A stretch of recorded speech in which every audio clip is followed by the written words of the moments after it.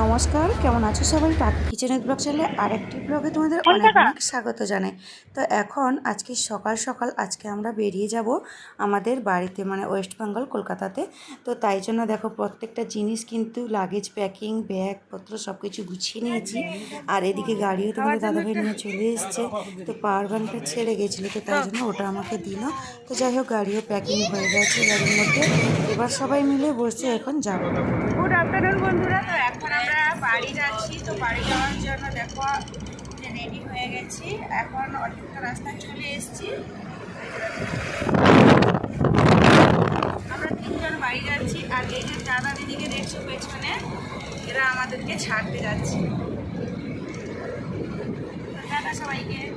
তো এখন আমরা কথা বলতে বলতে প্রায় স্টেশনের কাছেই চলে এসেছি নাগারকোয়েলে। তো এখন গাড়িটা পার্কিং কোথায় করবে সেই জন্য তোমাদের দাদাভাই দেখছে। তো যাই হোক, এখন আমরা জিনিসপত্র ব্যাগপত্র যা ছিল সব কিছু একসঙ্গে নামিয়ে তোমাদের দাদাভাই গেল গাড়িটা পার্কিং করতে। আর আমি যেহেতু একাই যাচ্ছি তাই জন্য আমার সাথে খাবার জল টল সব কিছুই কিন্তু একসাথে রেডি আছে, এতগুলো ব্যাগ। তো সব কিছু একটু দেখে শুনে নিয়ে যেতে হবে। তো তাই জন্য সবগুলো যতগুলো ব্যাগ ছিল হাতের কাছে সবগুলো এক জায়গায় রেখে একটু হিসাব করে নিলাম। আর তারপরে এগুলোকে ট্রেন যে প্ল্যাটফর্মে থাকবে তো আমরা ওই দিকেই যাব।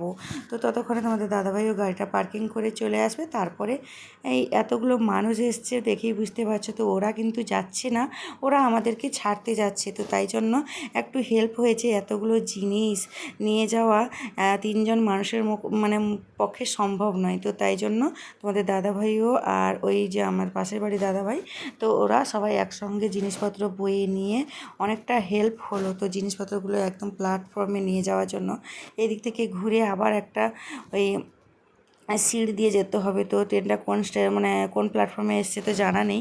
তো সেই জন্য একটু চেক করলো, এইখানটাতেই এসে এখানে ব্যাগ রাখলাম। আমরা ভেবেছি হয়তো এই ট্রেনটা হয়তো আমাদেরকে নিয়ে যাবে, কিন্তু এই ট্রেনটা না। কিন্তু আমাদেরকে ওই মোবাইলে চেক করলো, বলছে যে এটা না, ওই দিকে আবার যেতে হবে ওই দিকেরটাতে। তো চলো, তো তাহলে ব্যাগপত্র আবার সেই তত দূরে নিয়ে যেতে হবে। এই যে স্টেশনে যাওয়া আসার এটাই একটা ঝামেলা হয়ে যায়, ব্যাগপত্র বয়ে নিয়ে যাওয়া। প্রত্যেকটা ব্যাগ এত ভারী, মানে বলার কিছু নেই। এই যে আমার হাতে যে সাইড ব্যাগটা দেখছি প্রচুর ভারী, তো ওটাও নিয়ে যেতে আমার বিরক্ত লাগছে। তো কী আর করা যাবে, জিনিসপত্র তো নিয়েই যেতে হবে বয়ে নিয়ে। তো সেই জন্য সব কিছুই কিন্তু হাতের কাছে রেখেছি। তো এখন আমরা সিঁড়ি দিয়ে ওই লাগেজগুলো নিয়ে আবার একটা ট্রেন তো প্ল্যাটফর্মে দাঁড়িয়ে যাচ্ছি। আছে। তো দেখলাম, তো এখন ট্রেনের কাছে গিয়ে জিনিসপত্র বয়ে নিয়ে গিয়ে তারপরে লাগেজগুলো ঠিক জায়গায় ভালোভাবে রেখে তারপরে আমাদের তো ট্রেনও ছেড়ে দিয়েছে। তো দেখো তোমাদের দাদাভাই ছুটে ছুটে আসছে। তো যাই হোক, এখন আমিও ট্রেনের মধ্যে উঠে পড়েছি। ট্রেনটা ছেড়ে আস্তে আস্তে ট্রেনটা যাচ্ছে, একটু মন খারাপ লাগছে, ওকে ছেড়ে যাচ্ছি। তো যাই হোক, এখন কথা বলতে বলতে প্রায় অনেকটা দূর চলে যে